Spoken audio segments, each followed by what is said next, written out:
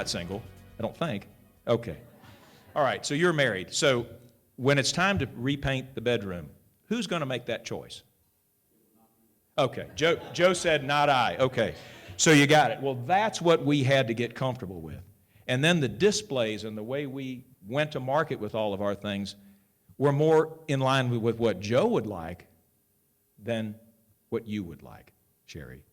And so that's when we had to say, okay, time for a change. Now we were getting just a little bit cocky because it was really starting to work. And here's another rule for you as entrepreneurs and small business people. When you're getting cocky, you're getting behind. We had 100,000 square foot brick and mortar stores. And then something new came about. People wanted to shop another way. And we went, oh, come on, give us a break. This is crazy. So we invented our own credit card. We were big enough then to really put one in place, and hopefully all of you have one. If not, I'll have some applications right here. Happy for you to sign up. You're all pre-qualified. well, except for you. Yeah, but anyhow, we had to figure out in a hurry how to re-emphasize our distribution, how to sell things online. And we knew we could sell a light fixture online, but when people wanted to buy the building materials for a house online, we had some work to do. And it really complicated both our distribution and our fulfillment. But we got it done. And we came up with a program called My Lowe's. Anybody use that in the stores? Is that not great? The way it works is simply this. When you don't have to use a Lowe's credit card, you can use any card you like or pay cash. We do take cash, yeah.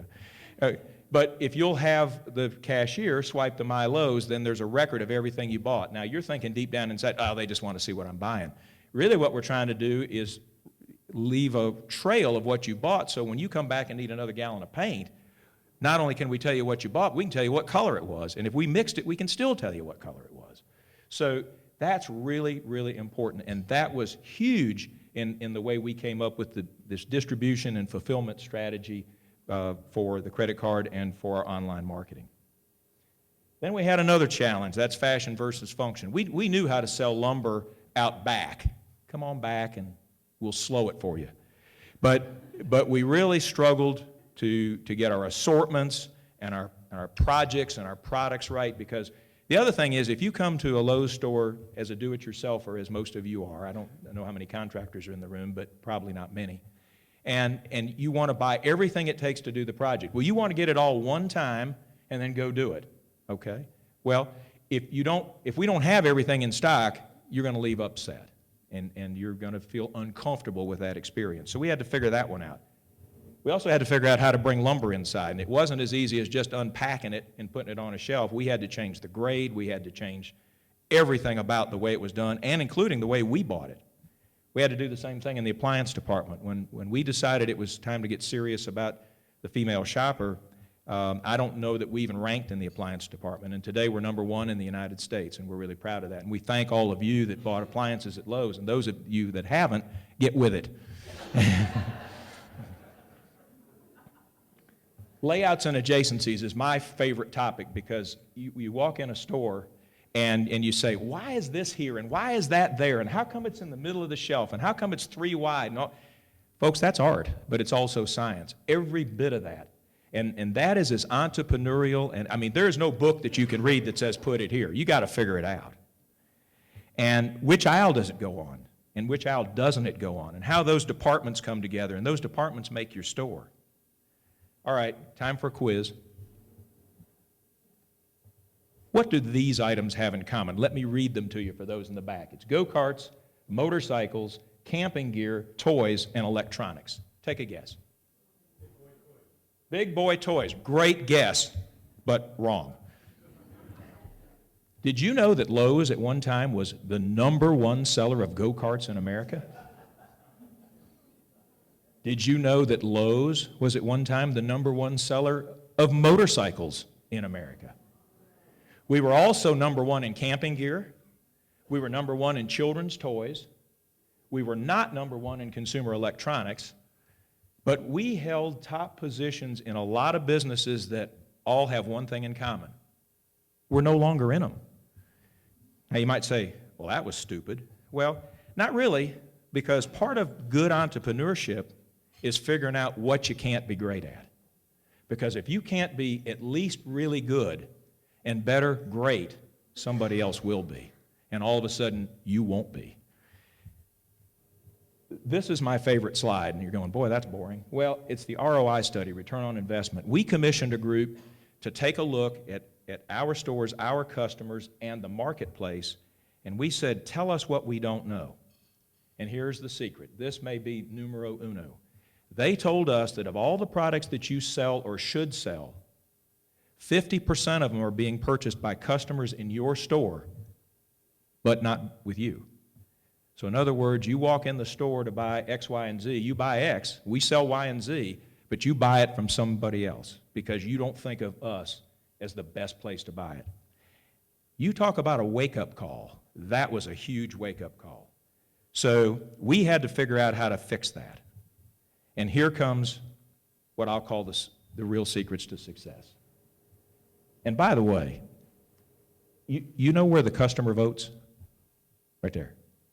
They can say all they want to say about how great your store is or whatever, but if they're not using the polling booth on the way out, otherwise known as the cash register, they're really not voting for you.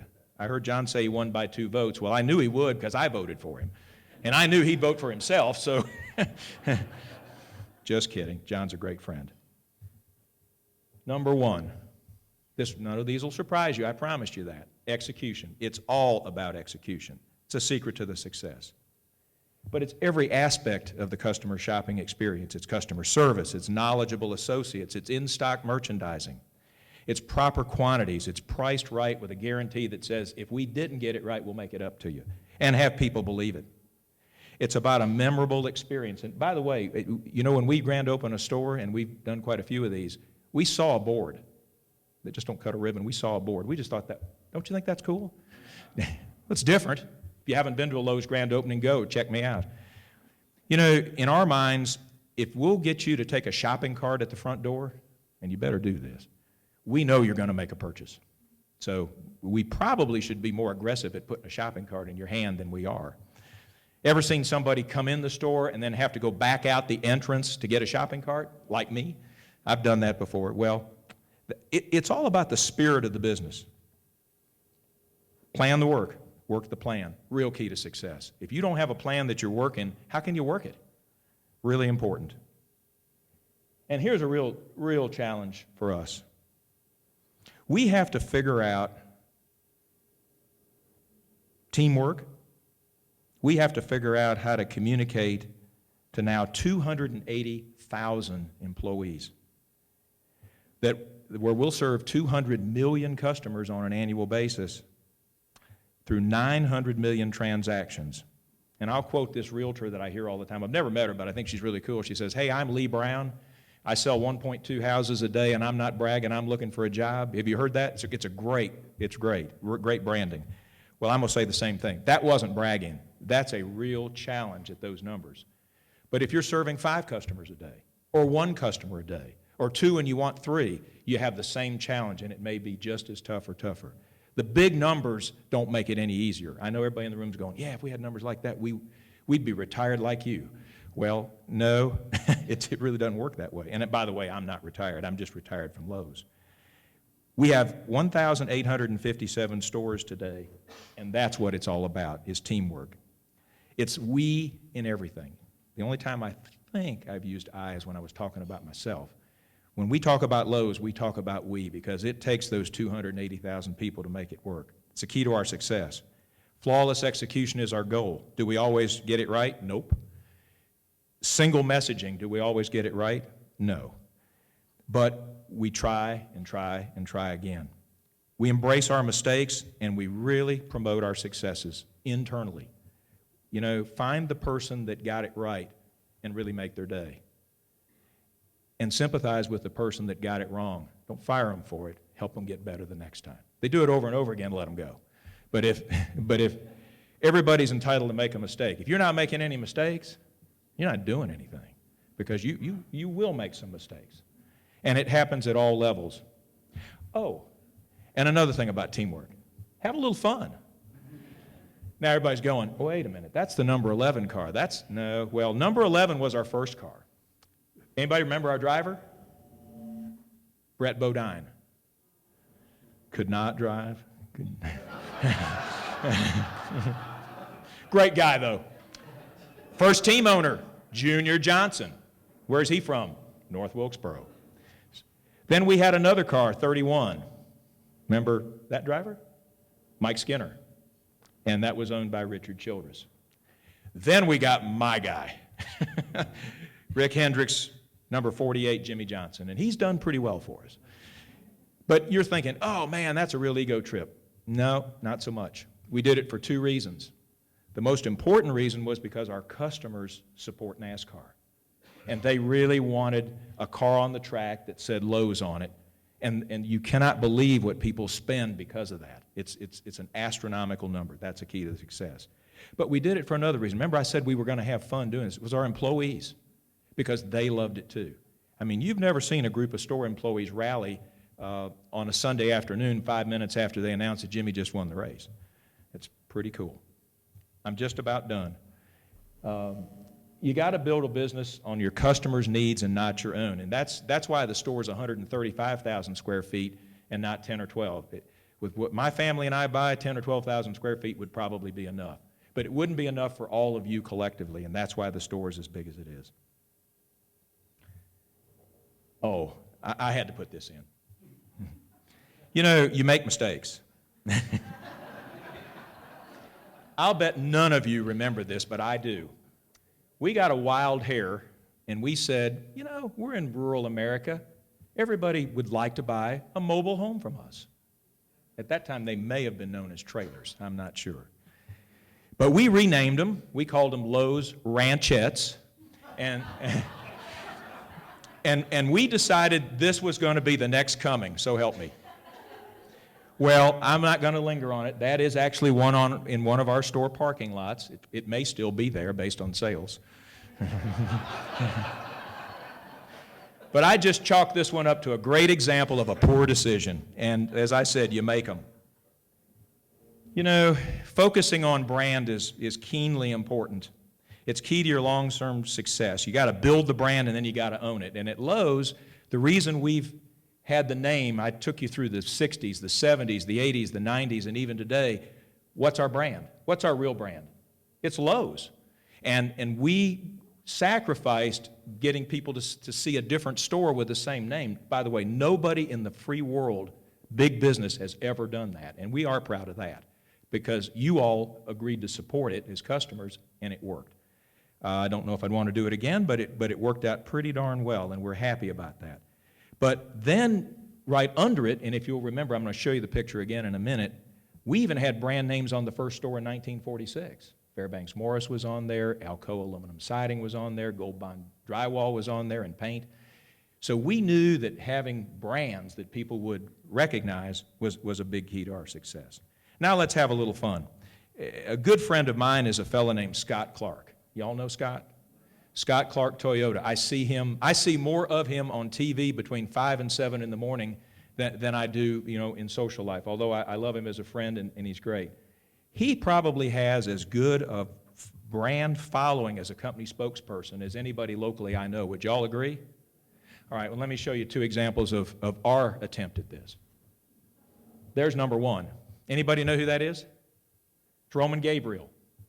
He was our spokesperson for Lowe's doors and windows. Sounds pretty cool. There's only one problem. He played for the LA Rams. We didn't have any stores on the West Coast.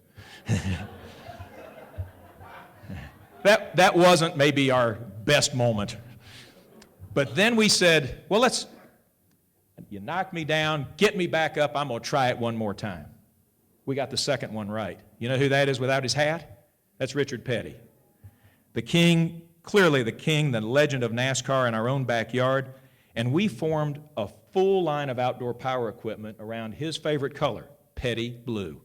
And it was the world's largest and best-selling line of outdoor power equipment ever, and we've really yet to surpass it and still use the color and still use the name and still love Richard. We got a lot of brands. You may know some of them. Cobalt Tools, Harbor Breeze fans, Portfolio Lighting. We've put a lot of them together over the years, but that one was my favorite by far, because Richard Petty's the real deal. So I guess the moral of that story is when you pick a spokesperson, make sure you pick one you're going to be proud of and one that people are going to identify with. We were proud of Roman Gabriel. Just nobody knew him. Everybody knows Richard Petty, and I don't think there's been a day in the history of motorsports that everybody hadn't been proud of him and the way he's conducted himself, and that's really important. So we've talked about the umbrella of branding, and this makes my point. Lowe's has been in business this year, I'm proud to report, 70 years. And it's always been Lowe's. It was Lowe's Companies, Lowe's Knows, Lowe's Your Household Word, Lowe's Improving Home Improvement, and now Lowe's Never Stop Improving. We've come a long way over the years, and we as 280,000 strong are really proud of that, and we thank each of you for the role you have played, or as you just promised a few minutes ago, are going to play as you head to the store this week. I did hear you say that. I hope you will. Now that you've seen how we got there, maybe it'd be more fun to go shop. In 1946, it was one store in North Wilkesboro, and it took us 36 years to achieve the first $1 billion in sales. And just for the record, we didn't get it the first time we tried it. We took 4 tries at $1 billion to get there.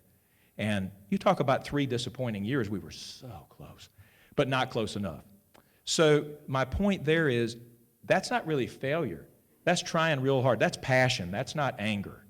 And having that about your business is so darn important.